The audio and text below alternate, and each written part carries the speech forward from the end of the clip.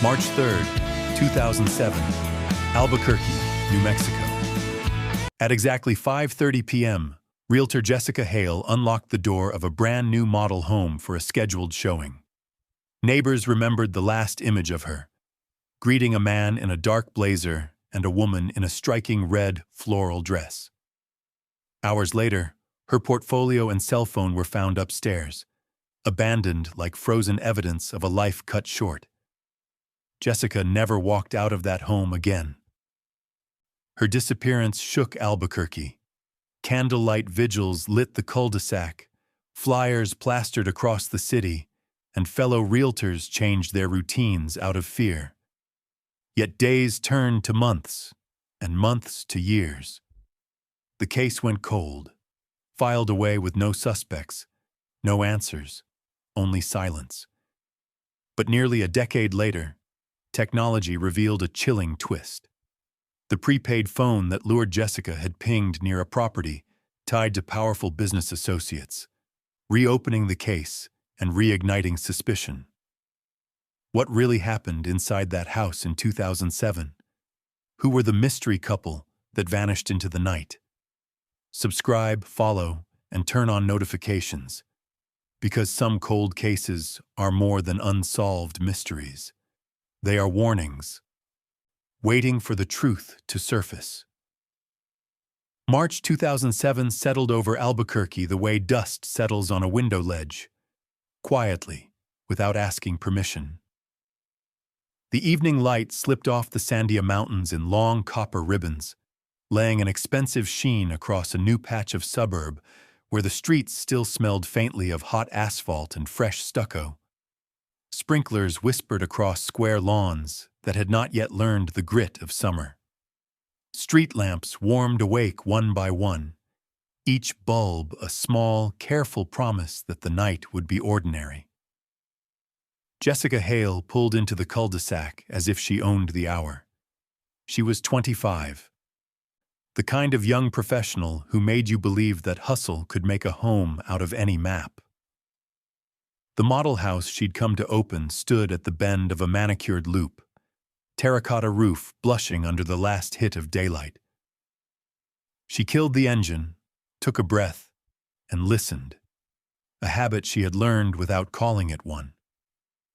The neighborhood answered with mild suburban noises, a back screen door thumping, a dog's soft complaint behind a fence, the far tick-tick-tick of a cooling car. Somewhere back toward Tramway Boulevard, traffic sewed itself into a continuous, indifferent hum. She smoothed her skirt, reached for her leather portfolio, and stepped into the crisp air. The keys chimed in her hand as she crossed the walkway, stage lights for a one-woman show. The lock gave easily, clean and new, and the door swung open to a wash of conditioned air tinged with paint, new carpet, and a hint of citrus the stagers loved. Jessica flipped on lights in a practiced sequence. Entry, kitchen pendants, a line of recessed cans guiding a path down the hallway like runway beacons. The place was all promise. Granite counters with polite flecks of gold, deep sink under a window framing a slice of purple mountain, the kind of master bath that convinced people they could start over. She checked the time. 5:27 p.m. The appointment was for 5:30 with a couple who had called the office late, voices honeyed by urgency. The woman had sounded older than the man, voice softened and pinched at the corners by an accent Jessica couldn't place. They had asked for the most expensive homes on her list, and there was a way the man had laughed, as if the price were a compliment, not a number. Jessica had written the names into her notebook and underlined the address, a small mark of focus she didn't mention to anyone. One last pass. She nudged a throw pillow into plumpness, drew a bar stool an inch to the left to symmetrize the island, straightened a brochure stack. She checked her phone. Full battery, 2 missed calls from her mom at lunch, a text from Ryan. Good luck tonight. She typed back a quick thanks and slid the phone into the portfolio's inner sleeve, where she always kept it during showings. It made her feel more professional to have it there, out of sight but close, like a hidden safety net. Through the front window, the day thinned down to a glaze. A white sedan coasted up the street and paused at the stop sign for a breath longer than necessary, as if tasting the block. Then tires whispered, and the car moved on. Another glance up the road. Nothing. The faintest breeze pressed pebbles of sand along the curb, a moving seam of mica and grit. She walked the stairs, testing treads by habit, her heels soft on brand-new carpet. Upstairs, the master waited, cavernous and echo-clean, sunlight pouring through the west-facing windows in big rectangles that stretched and cooled as she stood there. She checked the closet, the bathroom, the secondary bedrooms, everything in place, everything untouched. She could have stayed in that light until it left the room entirely. Back downstairs, the deadbolt snicked as she secured the front door for the wait. She reached for her portfolio to review the comps one more time, then pivoted, listening again. It was a small thing, listening. It made you feel squared with the house, as if the place had a heartbeat and you were waiting to hear it skip. At 5:31, a car door thunked faintly from somewhere close. She peered through the side light. A dark-haired man straightened from the passenger side of a car parked just beyond her view, tall and buttoned into something that looked like money, the cloth pulling cleanly across his shoulders. The woman moved first, her dress a floral red that caught the smallest light and held it captive, a pattern that felt like a dare. The man followed, gait unhurried, eyes already measuring the property line, the roof line, the world. Jessica smiled because she always did. She opened the door wide enough for warmth to flow out and gestures to flow in. She introduced herself with the practiced ease of someone who had bridged 100 thresholds, then stepped back so the entry could do its sparkling. The woman's perfume arrived ahead of her, something sharp and exotic that snapped at the citrus in the air like two strings tightened on the same instrument. The man offered a nod, not his hand, and his eyes flicked. Not quite unfriendly, not quite anything. Over the console table, the bowl of staged keys, the bronze mirror that threw 3 bodies back at them. They moved through the first floor in the choreography of strangers learning a place. Jessica named features, laid out the architecture as if it were a biography, a series of good decisions. The woman asked a question about neighborhood noise, then another about the HOA. Her voice was smooth velvet pulled over a hard form. The man made a small remark about the lot size, drew a fingertip absently along the edge of the island, as if checking for dust. The contact left no smudge. He smiled without showing his teeth. Upstairs, the light had fallen into a thinner version of itself. The master bedroom windows framed a sky now more violet than copper. The sandiest growing shadowed ribs. The woman stood in the center of the room, her floral dress quieting against the beige carpet, and made a single slow turn, a ballerina's pivot for an audience of 2. Jessica tracked the movement, reminded herself to mention the closet's built-in shelves. The man lingered in the doorway, foot propped casually against the frame, and the pose made the door seem thinner than it was. Jessica's phone buzzed in the portfolio downstairs. She did not go to it, did not let the sound interrupt the presentation cadence she had shaped over the past year. She pointed out the depth of the tub, the privacy of the toilet room, the way the morning light would make the mirror honest. The woman asked if the neighborhood felt safe after dark, and smiled as she asked it, as if safety were a cheerful topic, a game adults played after dessert. Jessica said what agents said.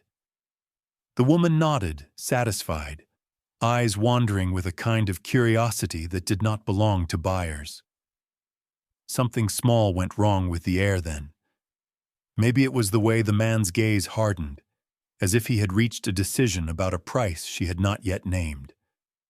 Maybe it was the woman's hand, the way she smoothed the front of her dress like a prelude to something, palm flattening floral into silence. Or maybe it was the house itself, a model home built to embody ideal life, suddenly aware of its nakedness. Jessica felt a chord strike under the floorboards, a vibration her mind labeled as nonsense even as her body refused the label. She cleared her throat, asked if they'd like to see the secondary bedroom again, the one at the top of the stairs with the corner window and the little view of the cul-de-sac. The woman's smile held. The man's foot rolled off the frame. As they turned, Jessica clocked the hallway length, the distance to the stairs, the weight of her portfolio on the dresser where she had set it. She noted, unhelpfully, that she should never have put it down. She led and they followed, the three of them moving like notes in a line, the house swallowing their echoes door by door. At the landing, the overhead can lights made halos on the ceiling. A short, sharp sound cracked from outside, some neighbor's trunk or a child's dropped scooter, and Jessica flicked a glance through the stair window. The street lay picture calm. That long ribbon of new blacktop, those squared lawns, the thin line of mountain bleeding into night. When she looked back, the woman stood closer than before, the floral field of her dress filling more of the hallway. The man's hands were in his pockets. Jessica's heart ticked up to a noticeable speed, the kind of tempo you could mistake for excitement if you wanted to. There were so many sensible explanations. She told herself all of them at once. She told herself that nothing bad happens in a house built for open houses, under lights chosen by stagers, in a suburb that smelled like wet concrete and perseverance. She told herself that every instinct has a twin, and sometimes the anxious one lives louder. She told herself to smile again and did. Downstairs, a sprinkler cycled on with an obedient hiss. Somewhere, a porch light clicked, then another. The mountain shrugged deeper into the dark. Jessica named the final features, tucked her hands together, and stood in the master bedroom doorway as the couple looked around one last time.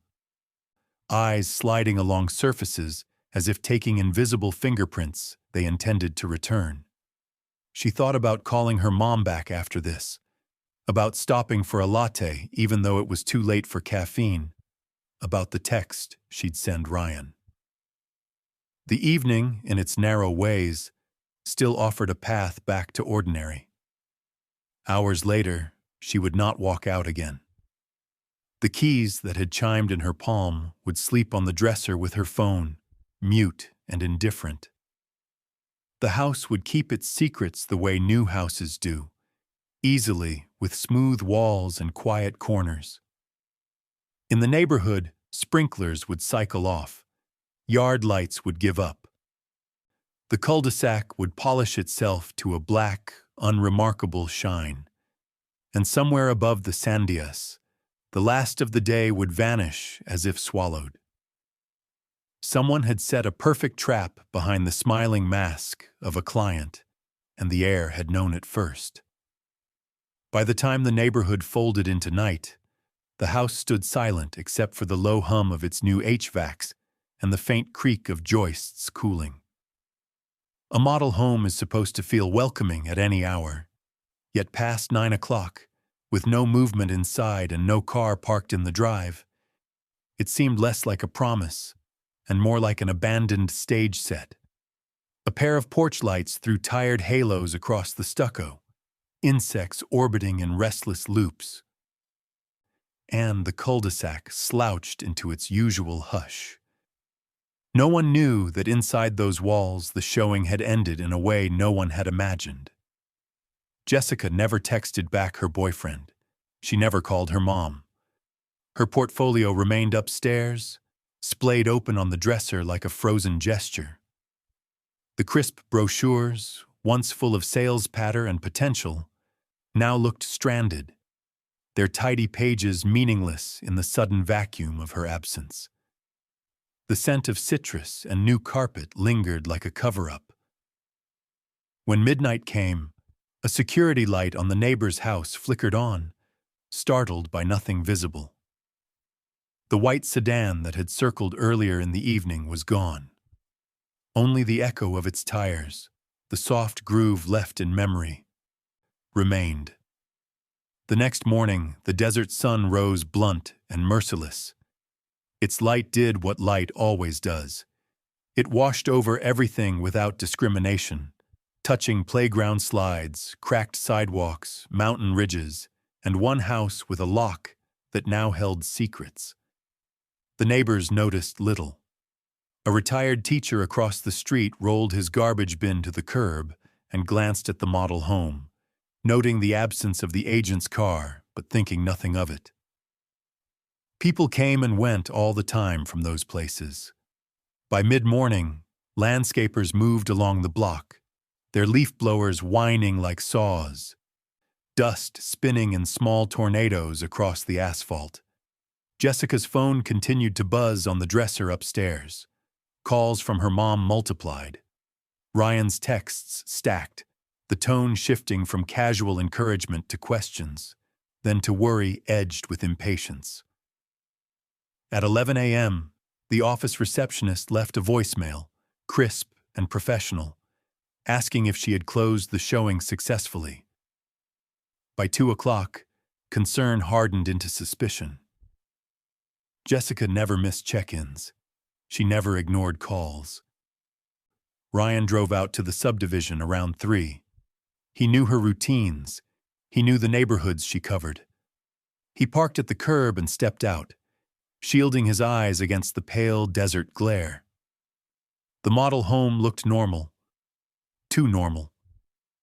The lockbox hung in place on the door. The windows were bright with mid-afternoon sunlight, and the landscaping remained prim. He rang the bell, waited, then knocked harder.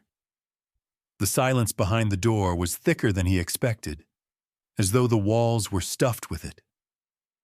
When he circled the house, peering through windows, he caught only sterile views of staged furniture, a sofa with untouched throw pillows, a dining table set for a dinner that would never come.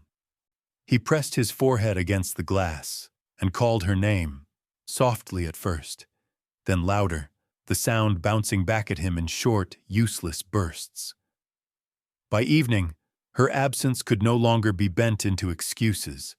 The police were notified. Officers arrived, clipped and deliberate, their radios murmuring with static. The lockbox gave way to their tools. When the door swung open, they stepped into air that felt too cool, too prepared, a space that bore no obvious violence but somehow reeked of wrongness. They moved cautiously, scanning each room, noting the neatness, the absence of signs of struggle. But upstairs, the portfolio caught their attention. The phone still lay inside, screen dark, buzzing only when another call came through. A half-empty bottle of water stood on the dresser, condensation long gone.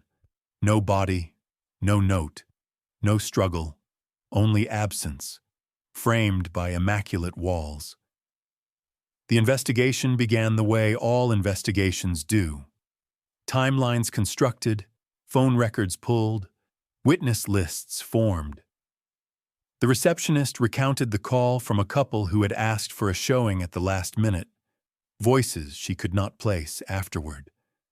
Ryan described the names written in Jessica's notebook, names that now looked like fiction. Neighbors remembered a car, or thought they did, details slipping sideways under the heat of questions. One said it was white, another thought silver. One insisted it was a sedan, another a crossover. Detectives studied the house again and again. They crouched at the threshold, examining scuffs near the door that could have been left by anyone. They dusted for prints, finding mostly Jessica's. The brochures bore faint smears that resisted identification. A single long strand of dark hair was recovered from the upstairs bathroom, but whether it belonged to the unknown woman or had floated in with the air currents, no one could say. Her disappearance made the evening news by the second day. Reporters parked vans at the entrance of the subdivision, cameras aimed at the house like lenses on a crime scene exhibit. The story spread with its easy hooks. Young realtor, last showing, vanished without a trace. Viewers watched grainy footage of Jessica smiling in her headshot, her professional pose suddenly eerie in hindsight. Behind the scenes, detectives followed what little they had. They subpoenaed cell tower data, scoured traffic cams along Tramway Boulevard, and replayed hours of footage from gas stations within a 5-mile radius. They learned nothing about the couple's names. They traced Jessica's car, but found it parked neatly outside her own apartment, untouched. The case acquired a pressure of its own, building weight each day she failed to return. Friends organized search parties, combing arroyos and hiking trails where the desert swallowed evidence quickly. Flyers stapled to telephone poles wilted in the heat. Her photo repeated until it blurred into background noise. Social media filled with speculation, theories offered by strangers who built entire narratives from fragments. Inside the precinct, detectives re-examined the timeline. Someone had called the office. Someone had known Jessica would be at that model home alone. Someone had watched her enough to plan. The house became less a crime scene than a message board, each staged room a sentence half-written, the final punctuation withheld. By the end of the week, the trail had cooled to ash. The lock was changed, the house sealed. Prospective buyers passed it by, uneasy about a property whispered about on the news, yet the place still stood at the cul-de-sac's bend, porch lights clicking on at dusk as if nothing were wrong. The desert wind scraped grit across the curb, and the mountain shadows rolled down like always. But something lingered in those walls, something heavier than silence. An unfinished story, waiting for its next page to turn. The search for Jessica Hale deepened into something heavier than a missing persons case. By the third week, the initial shock had hardened into dread. Flyers curled at their edges on community boards. Faces of strangers stopped at traffic lights, stared from posters taped to utility poles. And local talk radio recited theories until they bled into rumor. What once had been a hopeful hunt shifted into an exercise in persistence. Detectives caught between dwindling leads and the pressure of silence. Detective Mark Kincaid sat in his car outside the subdivision one late evening, watching the model home. The place remained staged but empty, its lawn maintained by contract landscapers, its porch lights glowing dutifully at dusk. He had walked through it more times than he cared to count, each time searching for something he had missed, each time exiting with the same sour taste in his mouth. A house could lie by omission, he thought. It could withhold the smallest truths without effort. The forensics report had given them little to lean on. The strand of hair was too degraded for quick analysis. Fingerprints matched mostly Jessica's, a few smudges too partial to categorize. Shoe impressions by the back patio door were indistinct, as if someone had lingered in half-light and then swept their presence away with the dry desert air. Kincaid replayed the call to the realty office again and again. The voices had been recorded, tinny on the system. A man and a woman, polite but direct, their tone carrying a rehearsed quality. Experts analyzed the recording but could not tie it to known suspects. Voice recognition databases came up empty. What struck him most wasn't the words, but the pauses, the small beats of silence that made it sound less like curiosity and more like a script. Meanwhile, Jessica's family grew restless. Her mother's tears appeared on nightly broadcasts, her father speaking in clipped sentences about hope and justice. Ryan, her boyfriend, haunted the precinct with questions that detectives had no good answers for. His grief came wrapped in frustration, a mix that strained every conversation. Still, Kincaid pressed on. He visited the cul-de-sac at odd hours, sat in his car, and watched the ebb and flow of the neighborhood. He interviewed neighbors who had already spoken to police twice. He asked about the white sedan, about unusual visitors, about anyone watching from a distance. Most responses blurred together, vague recollections distorted by time. One neighbor swore the man who stepped out of the car wore a dark blazer. Another insisted it was casual attire. The woman's dress was described in 3 different colors, only one matching Jessica's original notes. Memory was pliable, and the desert heat stretched it thinner with every passing day. By the 4th week, the FBI's Violent Crime Task Force lent support. They combed financial records, cross-referenced missing persons databases, studied the patterns of predator cases in similar suburban settings. Yet even with federal resources, no clear trail emerged. Jessica had vanished in the span of an ordinary evening, leaving behind only a staged house that refused to confess. Kincaid considered the psychology. If it was a targeted abduction, then someone had studied her. Realtors worked alone in empty houses, meeting strangers by design. It was a profession built on trust, and predators could exploit that. But what haunted him was the deliberate nature of it, the choice of the model home, the precision of timing, the absence of forensic chaos. It did not feel impulsive. It felt rehearsed. He began tracing Jessica's recent listings, studying her schedule for patterns. Most of her clients checked out: couples, retirees, young families. But the last-minute request that had drawn her to that house had bypassed normal channels. No one at the office could verify the couple beyond that single call. It was as though they had risen from nowhere and returned to it, carrying her with them. At night, Kincaid found himself pacing the precinct's evidence room. The portfolio sat sealed in a clear bag, her phone still inside, battery long dead.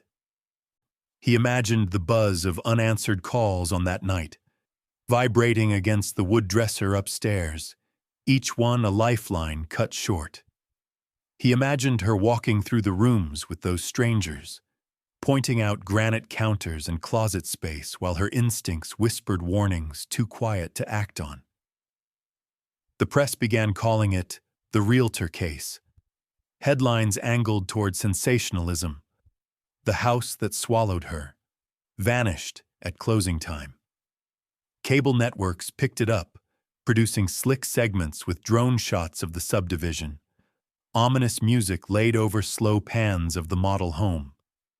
Armchair detectives online dissected her social media, her smile in photographs, the curve of her handwriting in the notebook left behind. Everyone wanted to solve the puzzle from a distance, but inside the investigation room, the pieces refused to lock. As summer pressed forward, heat waves shimmered above asphalt, and hope thinned in the dry air. Kincaid still drove past the cul-de-sac when his shift ended, parking under the shade of a lone mesquite to watch the staged house breathe through the night. He could not shake the feeling that the walls were holding something invisible, a residue of whatever had happened within. He told himself that every case left ghosts. Some were simply louder. Back at the station, case files piled high. He reviewed them in loops, each revisit sharpening details others overlooked. One note nagged at him. A neighbor had reported hearing a sound like a trunk slamming around 9:15 that night. Dismissed as routine noise but paired with the absence of Jessica's car, it suggested she might have been moved quickly, efficiently. He leaned on that detail, pressing it into a theory. The couple could have arrived in one vehicle, left in another staged nearby. They could have used the model home as a lure, then transported her before anyone realized she was missing. The cold logic of it gnawed at him, because it meant they had planned more than just a meeting. They had planned for disappearance. Weeks became months. Leads dried up. The subdivision sold more homes. Families moved in. Children chalked hopscotch grids on sidewalks just yards from where Jessica had last been seen. Life inched forward, relentless. But every new resident carried the story in whispers. At block parties, they spoke of that house, their voices lowering even as they laughed. The staged home eventually sold, though no one could scrub the stain it carried. Detective Kincaid carried it too. Every case leaves something behind, and this one left him with a house that lived in his mind like a question with no answer. He knew the story wasn't over. He knew silence is only a pause, not an ending. Somewhere, the truth waited in shadows, biding its time to surface. And Jessica, whether alive or gone, lingered in that pause. A ghost of a smile in a photograph, a voice lost in the static of a recorded call, a presence that refused to be erased by the desert's indifference. By the time autumn rolled into Albuquerque, the subdivision no longer smelled like fresh stucco and cut sod. Dust had begun to gather along the edges of driveways, weeds pried through sidewalk cracks, and the once pristine lawns reflected the quiet neglect of families settling into routines. The new neighborhood was alive now. Garage doors groaned at dawn. Children left bicycles tipped in driveways. Porch lights stayed on later as nights stretched longer.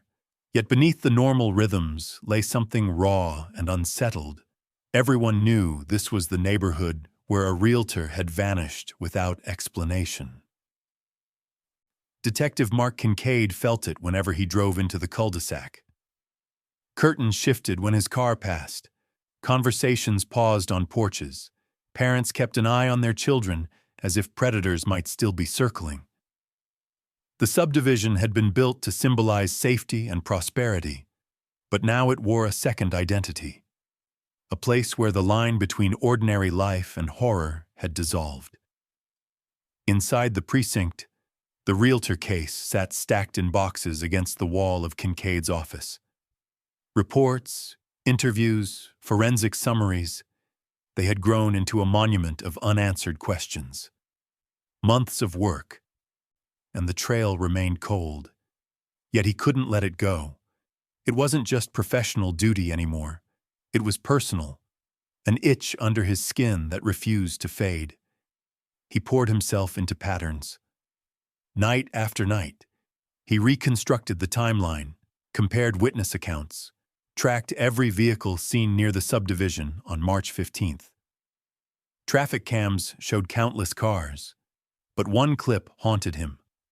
A blurry white sedan cruising slowly past the entrance at 5:22 p.m., headlights already on though the sun was still setting. The license plate was unreadable, the driver faceless. But it was the only constant in the shifting accounts of neighbors, and that made it matter. Kincaid also pressed into Jessica's personal life. He studied her texts, her voicemails, her appointments in the weeks before she vanished. Nothing pointed to someone planning to hurt her. No debts, no secret enemies. She was steady, ambitious, grounded. It sharpened the theory that the danger had come from outside her world, not within it, a predator who had chosen her for her profession, her vulnerability in empty houses, not for who she was. Ryan, her boyfriend, tried to keep her story alive. He organized candlelight vigils outside the model home. Dozens of people gathered with candles trembling against the desert wind, their voices cracking as they prayed, as if sound could pierce the silence that had swallowed her. News crews filmed every flickering light, every tearful plea. But behind the emotion was the same cold void. No evidence surfaced. No body was found. The community felt the weight. Realtors across the city changed their routines. They refused late appointments, insisted on bringing partners to showings, carried pepper spray in their bags. Some even left the profession altogether, unable to square the risk with the reward. The real estate board issued warnings, reminders, safety seminars, but none of it erased the image of Jessica's smile on missing posters, a face frozen in time. As weeks bled into months, whispers thickened. Some neighbors said the house was cursed. Others claimed they'd heard strange noises in the night, a door shutting when no one was inside, footsteps echoing across tile floors long after the place had been sold to a cautious young couple. Rational minds dismissed it as imagination, but unease clung to the block. Children dared each other to bike past the house after dark, pedaling hard and laughing too loudly as they escaped the shadow of its walls. Detective Kincaid kept circling back. One evening, he sat parked at the corner, headlights off, engine idling low. He watched as the new owners carried groceries inside, their movements ordinary, unaware, or perhaps determined not to think, of the story etched into their walls.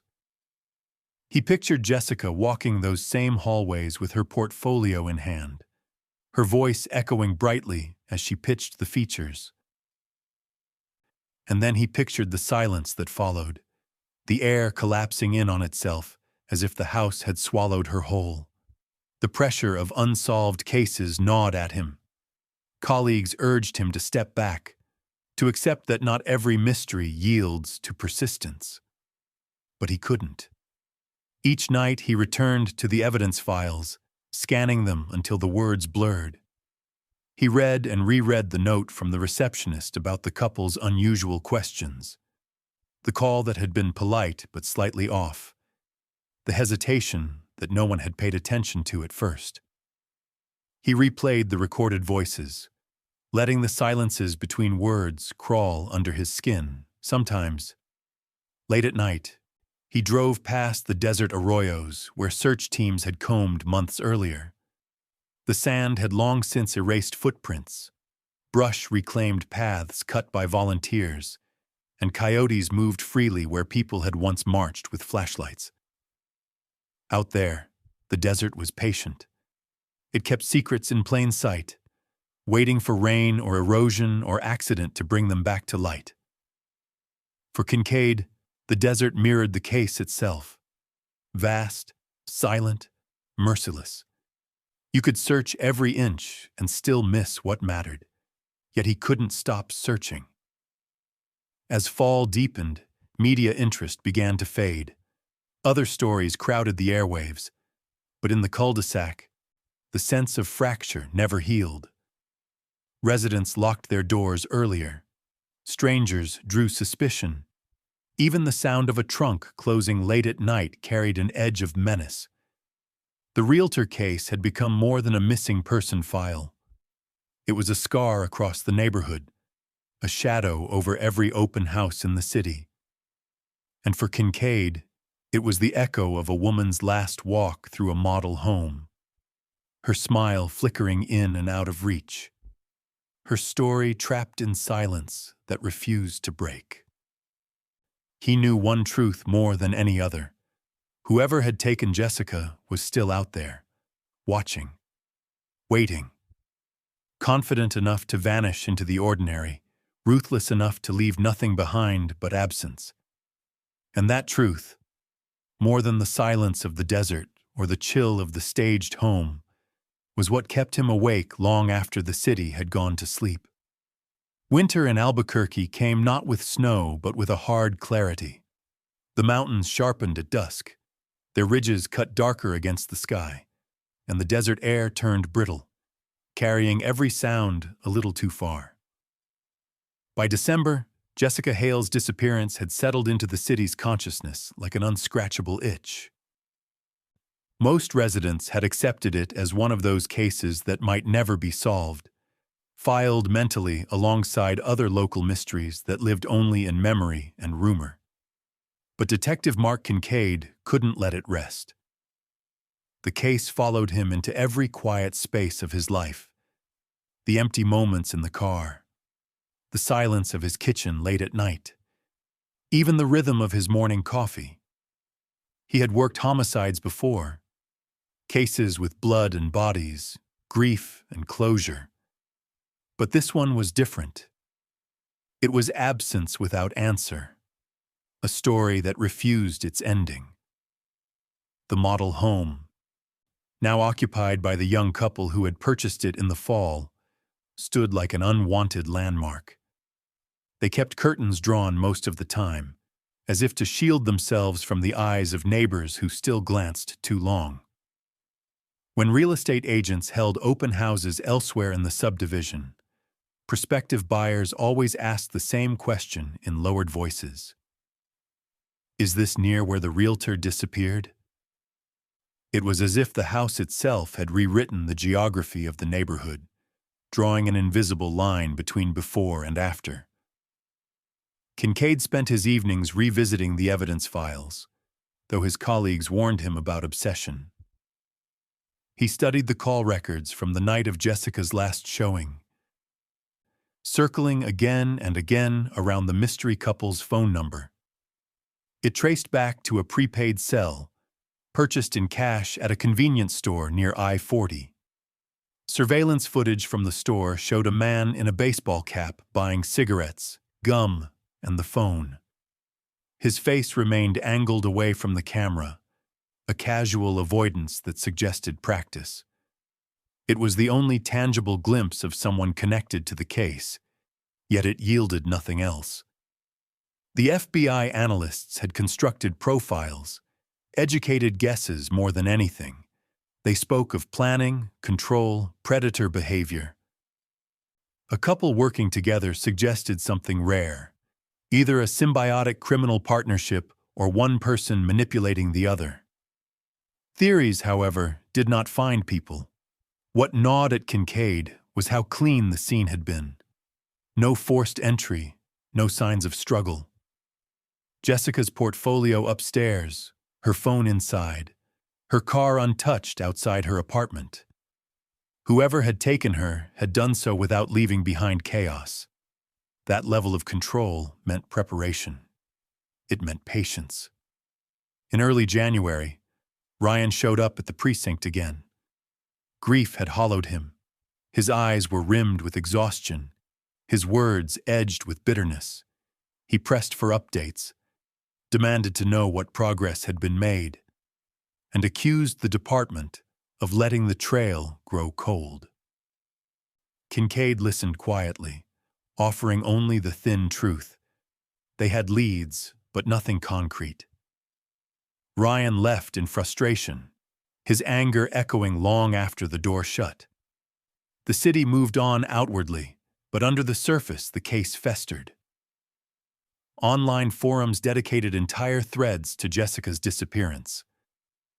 Amateur sleuths proposed theories ranging from serial predators to human trafficking rings, each one more elaborate than the last. A few even targeted Ryan himself, dissecting his interviews, his body language, his every word, as if grief could be evidence. One night, unable to sleep, Kincaid drove back to the cul-de-sac. He parked in his usual spot and stared at the house, its porch light glowing weak against the desert dark. He imagined again the sequence of that night. Jessica welcoming the couple, leading them through polished rooms, her smile steady but her instincts whispering something she hadn't said aloud. He pictured the moment everything turned, though no evidence showed where or how. He let the silence press against him until he almost believed he could hear it. The click of a lock, the slam of a trunk, the sound of someone breathing too close. The desert wind rattled a loose gutter on a nearby roof. The sound jolted him, reminding him that time had not stopped, even if the case felt frozen. He scribbled notes in his pad. Trunk noise at 9:15 p.m. White sedan, prepaid phone purchase, couple rehearsed voices. The same fragments, rearranged, hoping for a pattern to emerge. Meanwhile, the community began to fracture. Some residents spoke openly of selling and leaving. Others leaned harder into safety measures. Cameras mounted above garages, motion lights installed, neighborhood watch signs hammered into lawns. But these were surface remedies. The deeper wound was trust. The subdivision had been built on the promise of security. Yet Jessica's disappearance proved that safety could be an illusion, stripped away in the span of a single evening. Kincaid felt it too. He carried his badge, his weapon, his training, but even he felt the edges of vulnerability. He thought of Jessica as more than a case file now. She was a presence that haunted the city's collective conscience. He imagined her family at their dinner table, her empty chair, the phone calls unanswered. He imagined Ryan's restless nights, the sound of the apartment too big without her.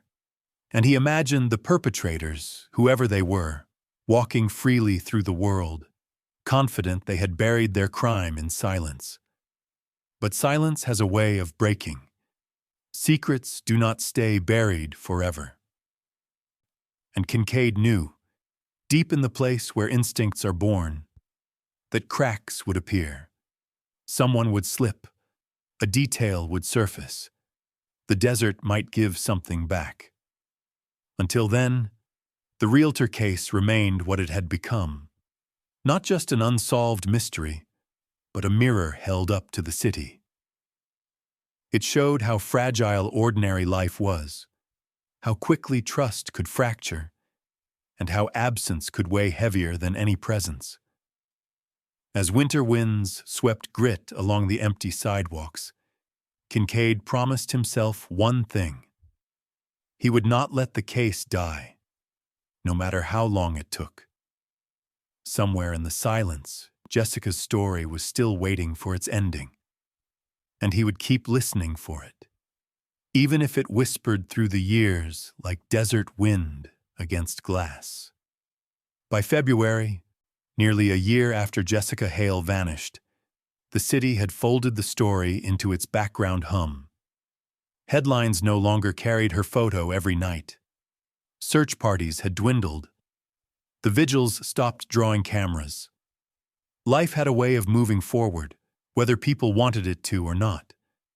But Detective Mark Kincaid never stopped circling the case. The files were thick, dog-eared from his constant handling.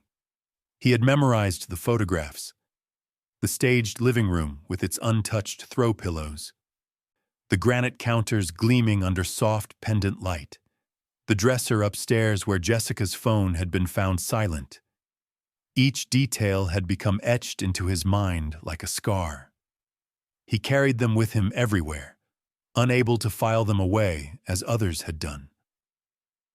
Then a thread appeared, so thin it might have been dismissed. A retired mail carrier, sorting through old receipts at his kitchen table, remembered something. Months before, on the evening of Jessica's disappearance, he had stopped for gas at a station near the I-40 on-ramp. He recalled a car, white, maybe cream-colored, parked awkwardly at the edge of the lot. What caught his attention was not the car itself, but the woman inside. She had been in the passenger seat, dark hair falling across her face, sitting rigidly. He could not be certain, but when he saw Jessica's missing posters weeks later, a chill had run through him. He never spoke of it, telling himself memory could play tricks. But as the anniversary neared, guilt pried it out of him. He called the tip line. Kincaid drove straight to the man's house. The carrier's description was hesitant, blurred by time. But it struck like a match against kindling. The gas station had cameras. They might have archived footage. Most businesses erased tapes after a few months, but sometimes anomalies survived. It was worth trying. The station's manager dug into an old hard drive. Dust lay thick across the metal casing, the files nearly corroded by neglect. Yet among them, footage surfaced. Grainy, time-stamped March 15, 2007. At 9:14 p.m., a white sedan nosed into frame, headlights cutting a sharp glare. The angle was poor, the image fractured by glare and pixelation. Still, the outline was clear. A man pumping gas, another figure in the passenger seat. The woman's face was turned away, blurred by reflection. Yet her posture, shoulders stiff, body angled like a figure braced against something unseen, sent a ripple through Kincaid. The man, tall, dark hair under a baseball cap, moved with casual efficiency. He swiped a card, filled the tank, then glanced once toward the camera. That glance froze Kincaid where he sat. Not because the face was clear, it wasn't, but because the movement carried a kind of confidence, as though he knew how to exist half in shadow. It was the first new piece of evidence in months. It shifted the case from suffocating stillness into fragile momentum. Analysts scrubbed the footage, enhancing frames, but the quality fought them. The sedan might have been a Toyota or a Nissan, maybe early 2000s. The plate was unreadable. Still, the timeline tightened. Jessica's last known moments now stretched beyond the house, into the city's restless arteries. The discovery reignited public interest. Local news stations replayed the clip, looping the blurry image of the car pulling away. Talk radio chewed over theories, voices loud with certainty. Online forums dissected every frame, some insisting the passenger was Jessica, others dismissing it as coincidence. For her family, the footage brought both hope and torment. Hope that she had survived those first hours. Torment that she might have been alive, visible, and still lost. Kincaid knew better than to let a lead inflate beyond its weight. Yet he could not ignore the feeling that the case had shifted. The perpetrators were not ghosts. They had driven through the city that night, fueled their car like anyone else, left behind a digital trace on a gas station hard drive. That meant they were fallible. That meant they could slip. He pulled maps, tracing routes from the subdivision to the station, then outward toward highways that braided into the desert. Each route offered possibilities: north toward Santa Fe, east into Texas, south toward Mexico. The vastness made him grind his teeth. A single night, a dozen roads, and Jessica could have been carried anywhere. Still, he pressed the new lead into the larger pattern. The prepaid phone bought days before. The couple rehearsed in their politeness, the white sedan drifting through witness accounts like a ghost. The gas station footage was not a solution, but it was proof. They had been real, flesh and bone, not just voices on a recorder. Weeks stretched as analysts pursued the car, comparing it against DMV records, cross-checking similar vehicles reported stolen or abandoned. Nothing immediate surfaced, but Kincaid felt the tide shifting. The silence was cracking. At night, he still drove to the cul-de-sac, watching the model home where it had begun. The young couple living there rarely came outside. He couldn't blame them. A house with that kind of history cast a shadow across every dinner, every quiet night. Yet as he sat parked under the street lamp, he no longer felt only the weight of failure. He felt a faint hum, the sense of a thread pulling taut. The desert was patient, but even the desert could not hide everything. Somewhere, beyond the reach of cul-de-sacs and porch lights, Jessica's story still waited. And now, finally, a piece of it had slipped free of the dark. Kincaid swore he would not let it vanish again. He leaned into the case harder, letting the pressure grow, knowing that pressure cracks even the most careful masks. And whoever had orchestrated Jessica Hale's disappearance had worn their mask too long. Spring brought warm winds that swept the grit from Albuquerque streets, but the realtor case stayed heavy in the air.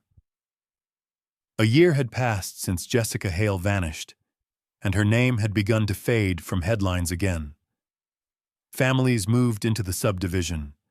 New children laughed on sidewalks, and porch lights flicked on with the same dutiful rhythm. Yet beneath it all, her absence remained. A bruise beneath the surface, tender to anyone who pressed too hard. Detective Mark Kincaid lived with that bruise. He carried the gas station footage in his mind like a splinter he couldn't dig out. Grainy though it was, the image of that white sedan at 9:14 p.m. haunted him. The man filling the tank, the shadow of a passenger slumped stiff in the seat, the car pulling away into darkness. It was proof Jessica had left the subdivision alive, proof she'd been carried deeper into the night. But proof without a destination felt like torture. Kincaid spent long nights mapping out highways again, tracing the routes the car could have taken. North through Santa Fe, where cameras grew sparse along the interstate. South toward Las Cruces and the border, east into Texas, west into Arizona. Each road opened like a vein into endless possibility. He pushed pins into maps, drew red threads between gas stations, rest stops, and towns with failing cameras. The map became a web, sprawling across his office wall, yet it told him nothing he didn't already know.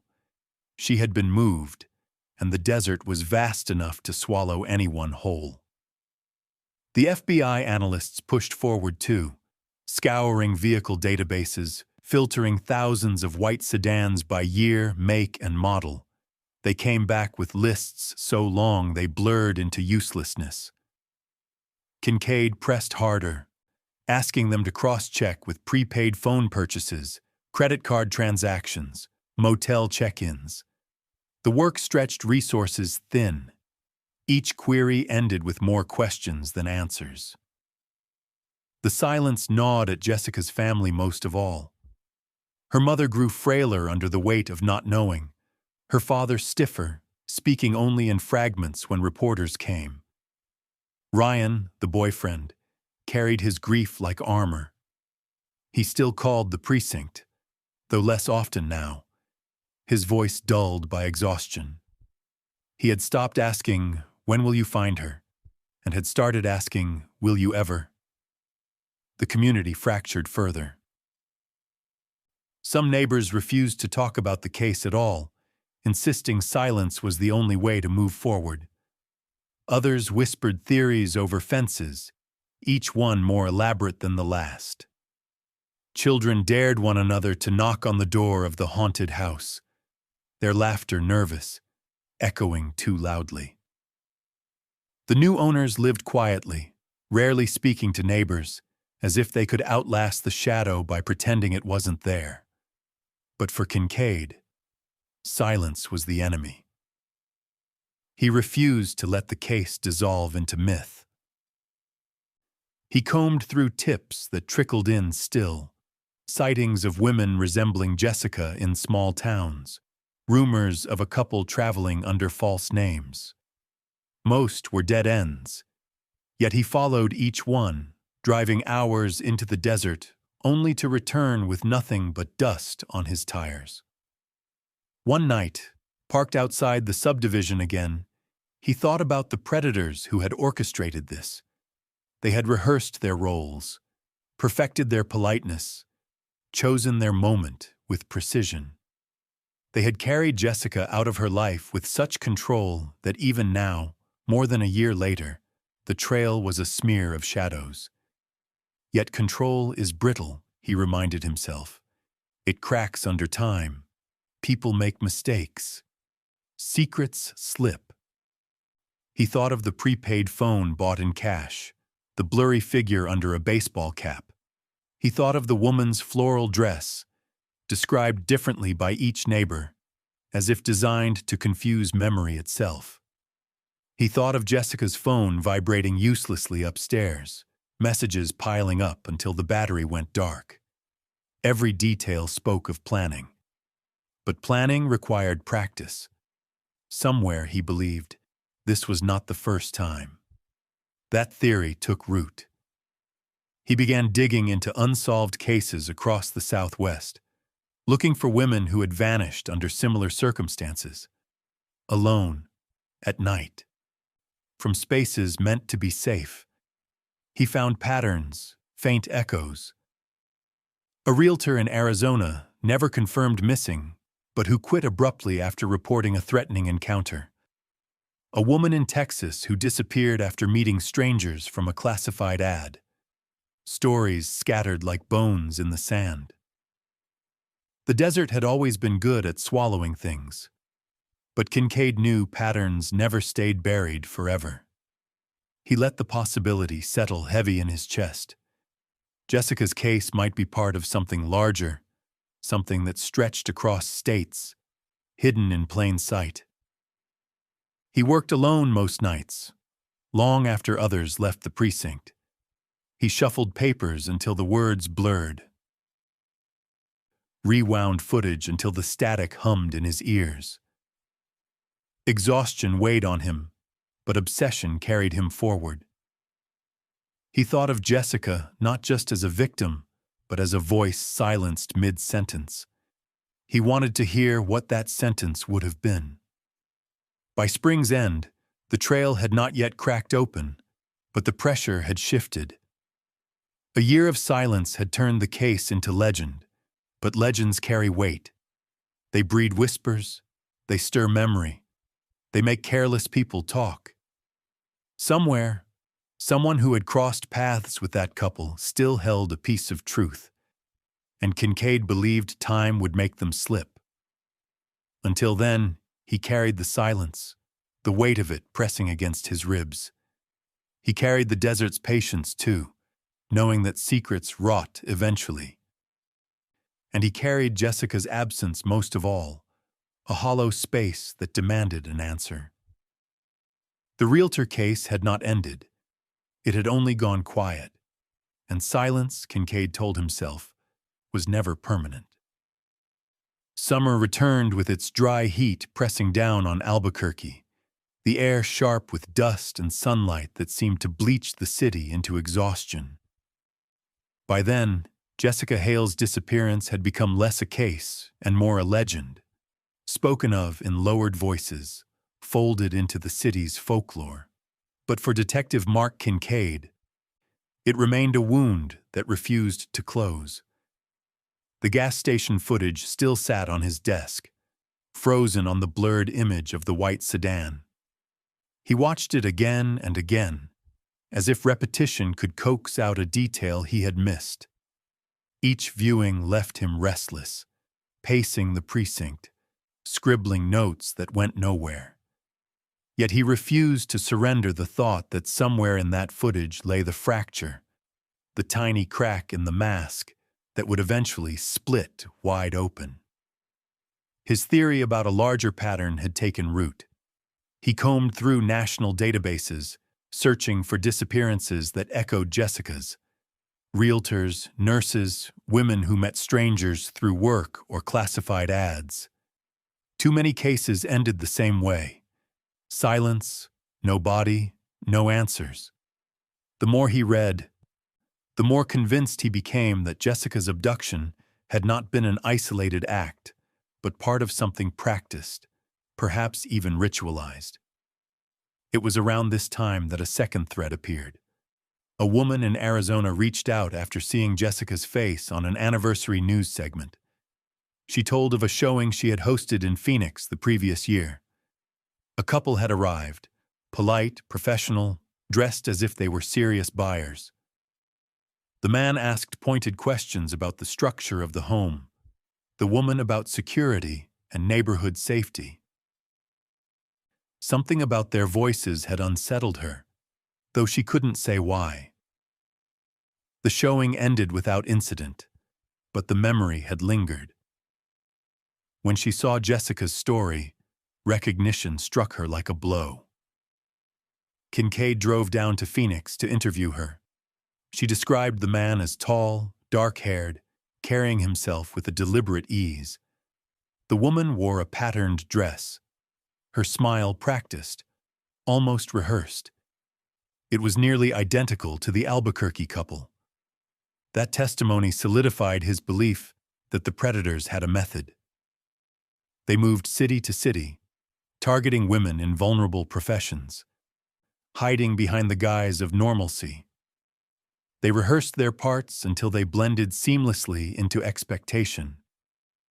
But every performance leaves traces. He had to find them. Back in Albuquerque, he pushed deeper into Jessica's files. He re-examined her schedule from the weeks before she vanished, looking for anomalies. One appointment stood out: a canceled showing at another property across town. The caller had given a name that was later found to be false, the number disconnected. He had dismissed it months ago as coincidence. Now he saw it as rehearsal. They had circled her before, tested the waters, and chosen their moment with care. The realization sickened him. Jessica hadn't been unlucky. She had been hunted. Meanwhile, tension grew within the precinct. His colleagues began to tire of the case's weight, urging him to step back, to focus on fresh investigations with solvable outcomes. But Kincaid couldn't. The realtor case consumed him. Every time he thought of letting it go, he saw Jessica's mother clutching her daughter's photograph, Ryan's hollow eyes, the silence of the model home with its untouched portfolio. He could not walk away. One evening, restless, he returned to the subdivision. He parked under the same street lamp and stared at the house where it had begun. The new owners had settled in, curtains drawn, porch lights steady, yet he felt the same vibration in the air. The sense that the house carried memory like a scar. He imagined Jessica leading the couple through those bright rooms, her voice warm as she pointed out features, her instincts whispering warnings too faint to heed.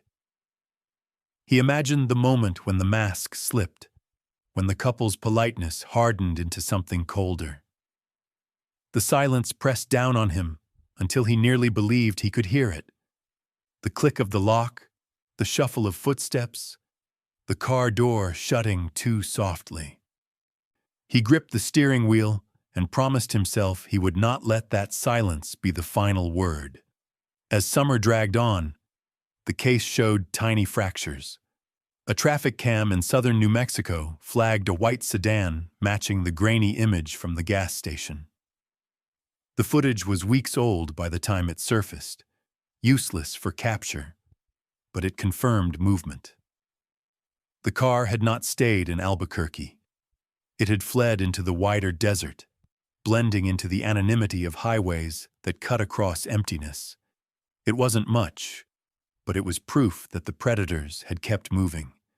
And people who keep moving leave trails, no matter how faint. Kincaid built his board higher, maps and photos spreading across his office like an infection. He marked each city where a woman had vanished, each report of a suspicious couple, each thread of evidence. The pattern was undeniable now. What had begun as a single case had grown into something larger, something that stretched across state lines like a shadow. The realtor case was no longer just about Jessica Hale. It was about predators who believed they could erase women from their own lives and vanish into the ordinary. But ordinary has cracks, and Kincaid knew cracks widen. As August heat bore down, he felt closer than ever. He couldn't yet see the ending, but he could sense its shape. A mask slipping, a mistake made, a thread that would unravel everything. Until then, he carried the silence, heavy but not final, waiting for the moment it would shatter. By the second autumn after Jessica Hale vanished, the desert had cycled through another year of extremes. Searing heat, sudden storms, cold nights that burned the lungs, and still no one had found her. To the public, her case was beginning to fossilize into myth. But Detective Mark Kincaid's office told a different story. Its walls were smothered in maps, photographs, and red threads strung like arteries across the plaster. Every new tip, no matter how thin, was pinned there. He lived inside the case as if it were a second skin. The lead from Phoenix still rang in his mind. Another realtor, another couple, the same rehearsed politeness, the same sharp questions about security. And now whispers had started to surface elsewhere. Rumors from Texas, fragments from Nevada. It was as if the predators had left faint fingerprints on every desert state, each one invisible until viewed in sequence. Jessica's disappearance was no longer an isolated tragedy. It was part of a larger pattern, a performance repeated with unnerving precision. That knowledge changed how Kincaid viewed the footage of the white sedan. He no longer saw it as just one car in one night. He saw it as a traveling stage, a capsule for predators moving city to city, hunting under the mask of ordinary life.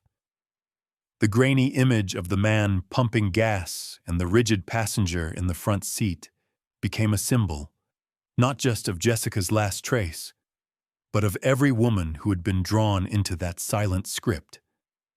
Yet predators who keep moving always leave cracks, and cracks had begun to show. It started with a call from Las Cruces. A state trooper, reviewing old reports, had noticed a pattern. Weeks after Jessica's disappearance, a motel clerk had filed a vague complaint about a couple traveling under aliases. The man had paid in cash, avoided eye contact, and insisted on a ground-floor room near the exit. The woman with him seemed quiet, almost too quiet, and when the clerk made small talk, the man had answered for her. Nothing had come of it at the time, but when the trooper read the old file against Jessica's case, unease bloomed. He forwarded it to Kincaid. The motel's security tapes were long erased, but the registration card remained. The names written were obvious fakes, yet the handwriting revealed something. The man's script was practiced, almost mechanical, but the woman's shaky scrawl suggested hesitation. For the first time, there was evidence that the woman might not be a full accomplice, but perhaps a participant under duress. That idea unsettled Kincaid deeply. If the pair were not equal partners, then the mask was even more fragile than he thought. He built the theory cautiously, layering details. The woman's strange smile during Jessica's showing, the questions about safety asked in a tone almost mocking, the floral dress that seemed more costume than clothing. What if she, too, was trapped in some twisted performance? What if the predators were not a perfect pair, but a broken equation, one dominating the other? That imbalance could be the fracture point. While Kincaid pursued this angle, the community in Albuquerque continued to live under the shadow. The subdivision where Jessica vanished had grown. More homes filled, more children played on sidewalks. Yet whispers persisted. New families asked about the realtor house, and longtime residents avoided answering. Some nights, teenagers gathered at the cul-de-sac, daring each other to knock on the door, their laughter forced and brittle. The house had become a landmark of fear. Jessica's family, meanwhile, struggled with the endless waiting. Her mother's health declined. Her father's words grew clipped, each public appearance shorter than the last. Ryan carried his grief like a storm cloud. He rarely came to the precinct anymore, but when he did, his presence weighed heavily in the room. He asked fewer questions now, but the silence between his words spoke louder than anger. Through it all, Kincaid pressed forward. He returned to the prepaid phone purchased days before Jessica vanished. He traced similar purchases across the region, comparing dates to suspicious reports. Slowly, a map emerged, not of one crime, but of a circuit, a route where disappearances and near misses lined up with the couple's movements.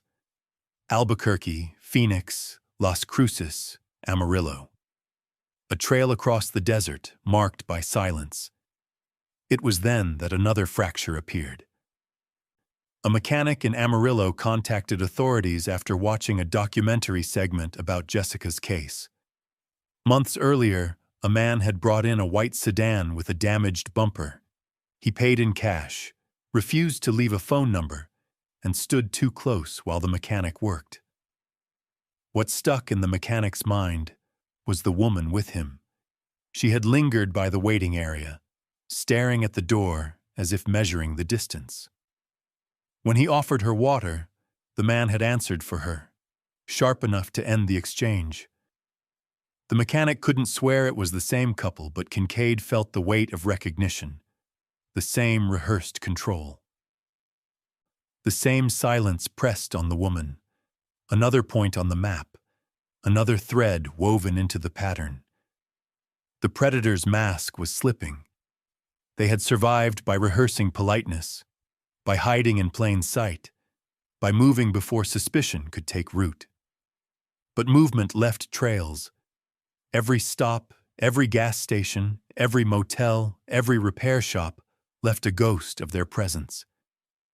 Kincaid pinned the new reports onto his wall, stepping back to view the web. The pattern was undeniable now.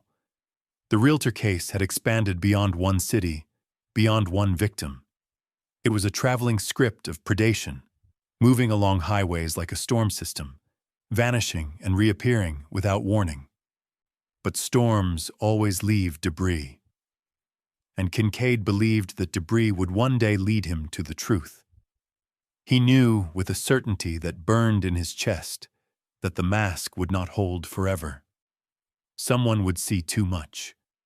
Someone would remember a detail too sharp to dismiss. And when that happened, the silence would crack wide open. Until then, he carried the weight. The absence of Jessica, the fracture in the mask, the map of shadows stretching across the desert. He carried it because no one else would.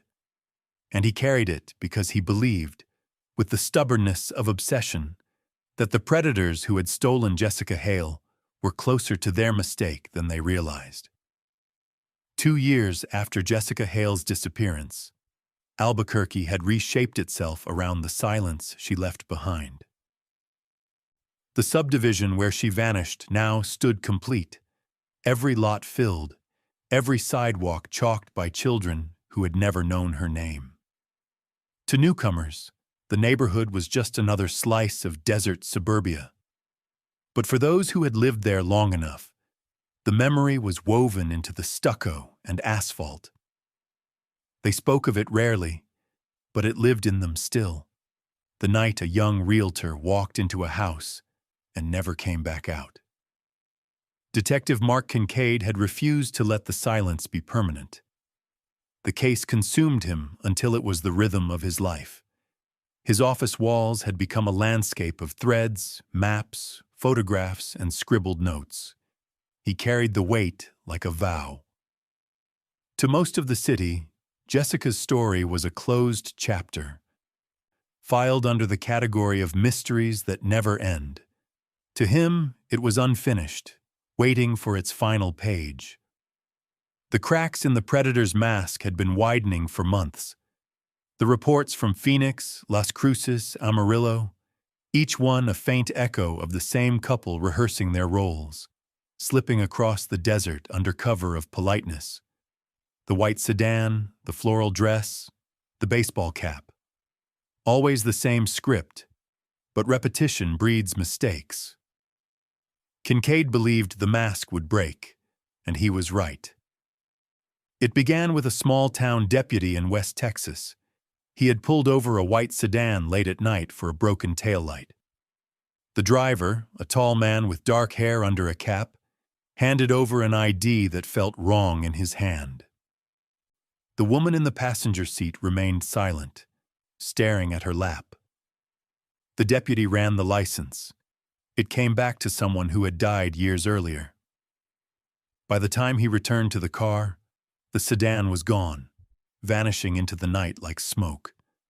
But he remembered the man's face enough to sketch it later, and when that sketch reached Kincaid's desk, recognition flared like fire. It was the face he had been chasing for 2 years, blurred in gas station footage, whispered in witness accounts. Now it was clear enough to hold. The FBI took the sketch, cross-referenced it against databases, and finally, a name surfaced, a drifter with a history of fraud, known for moving from state to state, never leaving roots. He had arrests for petty scams, stolen cars, forged documents, but nothing violent on record. Yet the pattern fit. He had always traveled with a woman, her identity shifting as often as his. No one had looked closely before. Now the pieces locked into place. With the name came records, motel check-ins, credit card fragments, pawn shop receipts. The predators had left more behind than they thought. A trail emerged across the Southwest, dotted with false identities, but consistent in shape. For the first time, the investigation had teeth. The break reinvigorated the case. Media returned, cameras chasing every update. Jessica's face appeared on screens again, her name spoken in the present tense. Her family clung to hope that answers were finally close. Ryan sat through briefings at the precinct, silent but present, his grief sharpened into something steadier. For Kincaid, the break was not relief, but pressure, the kind that comes when the end of a long hunt draws near. They tracked the couple to a small town in New Mexico, just hours from where Jessica had vanished. A motel clerk remembered them, polite, practiced, but hurried. The man had bought gas and food at a station nearby, caught briefly on camera once more. The woman lingered outside, staring at the road as if willing it to open. Every sighting matched the same uneasy choreography. His control, her silence. The trail narrowed. Surveillance cameras caught the white sedan moving west along I-40 toward Arizona. Alerts went out across counties. And then finally, a call came from a state trooper near Flagstaff. The car had been found, abandoned at the edge of a forest road, dust thick on its hood. Inside, investigators recovered maps marked with faint routes, motel receipts under false names, and scraps of handwritten notes. But what froze Kincaid was a single detail. In the trunk, they found traces of fabric fibers matching Jessica's clothing from the night she vanished. Proof that she had been there.